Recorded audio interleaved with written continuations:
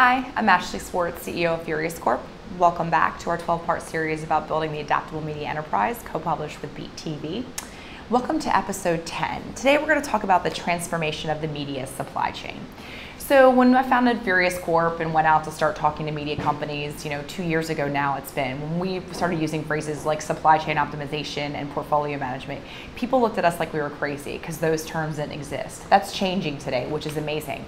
Another word that's sort of coming around and now is being used in media, which we think is a pretty sexy marketing term, is omni-channel, right?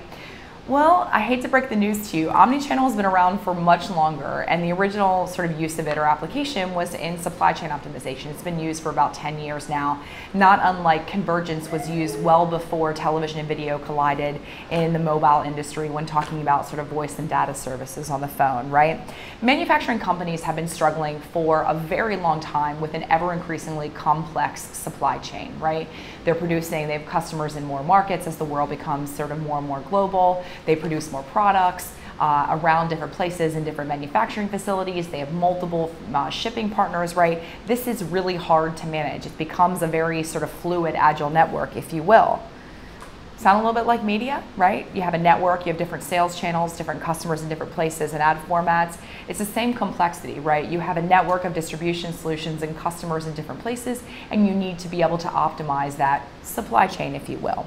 So continuing along the path that we've been with this 12-part series, what my goal is to look to other industries, and specifically industries in which I have worked and spent extensive time, because I think they provide us a great reference on how to weather the storms of disruption and to really look at those best practices and implement them, but most importantly, contextualize them for media so that they enable us to not make the same mistakes, if you will, and to be better, faster, stronger, quicker. So let's start by defining supply chain optimization, right? Specifically in media. So the way I've defined it is that it's simply the network of various platforms on which you sell advertising, right? The need to optimize and analyze your supply chain is not something new or unique or surprising, and it's not something that only large companies need to do, right?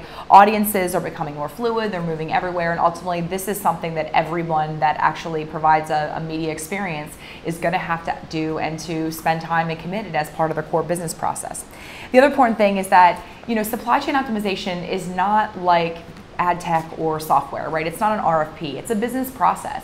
It's fundamentally transformative to the organization. It's how you look at your advertising business as a very fluid sort of network, if you will, right? It's being adaptable, hence the name of the series, agile, right? Being able to actually anticipate challenges and mitigate risk and manage risk effectively so that you continue to maximize your supply chain and optimize it over time. And again, going back to the fact that optimization of the supply chain is not just about maximizing revenue, yield, sell-through, it's about minimizing operational costs and maximizing profit. It is top and bottom through the line.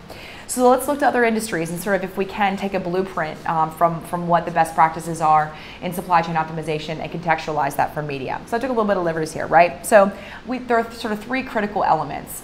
The first is that it's strategy before network, right? Again, this is more than an RFP. This is really about the executive and C-suite at media companies, big or small, coming together and saying, look, we need to look at our organization and advertising as a line of business that is fluid and is connected horizontally and vertically, right? How do we maximize our business KPIs and translate them into the metrics and vice versa, top down, bottoms up, to how we run our business and we measure success specifically in advertising. It's about how we do business. It's not just a tool with which we do business. We need to focus on total profit optimization. I can't say that again, stronger, faster, right? Really evaluating and looking at new distribution channels, new technology, partnerships through the line as profit, right? There are decisions that have been made as far as, if we look at specifically at programmatic or third-party partners, that aggregating inventory or making it available, it should be about increasing sell-through, not necessarily increasing revenue, right? Or rather increasing revenue, not sell-through, if you will. Whether you're display or video, it doesn't really matter.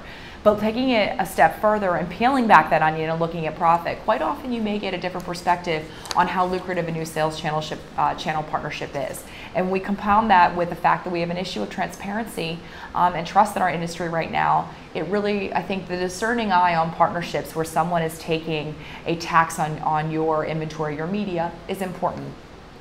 This is a process, not a project, right? It's changing the way we do business. It's not just implementing a tool or a utility, or looking at things, adding a new KPI to our way of doing things or our weekly reports, right? This fundamentally is changing the DNA of a media company and its culture, right? It is a step towards building the adaptable media enterprise. Because of optimization and looking at that through the line, and total profit optimization as well as supply chain optimization overall is part of how you function and you measure success as a company and as a continual process. Then ultimately what ends up happening is it becomes transformative, and that's the exciting thing, right? So, I look to manufacturing, where in that industry, the partners that deliver products and fulfill them and get them to the customers, whether they be shipping agents or, they be, systems that help manage shipping, etc. They're not the same products that maximize the supply chain. It's a separate set of tools. It's a very complex and different ecosystem, but ultimately what you want to do is bring in best-in-class, best-of-breed partners to help you really connect your enterprise and optimize your supply chain.